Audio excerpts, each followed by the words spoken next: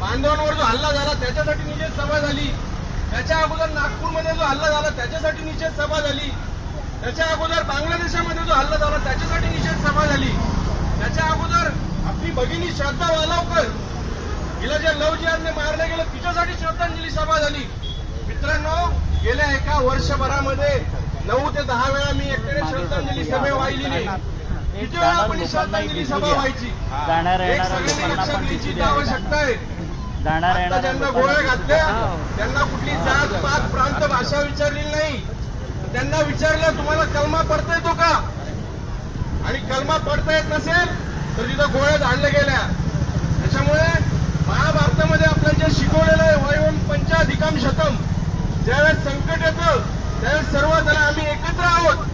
आपण या ठिकाणी वेगवेगळ्या प्रांतातून आलेलो आहोत. आपण सगळ्यांनी लक्षात घेतलं पाहिजे, जात पात प्रांत भाषा हे सगळे इथे विसरलं पाहिजे आणि हिंदू म्हणून एकत्र आले पाहिजे. छत्रपती शिवाजी महाराजांनी जो आपल्याला विजयाचा इथं मार्ग दाखवला त्याच्यामुळे त्यांनी 12 बलुतेदारांना एकत्र आणलं.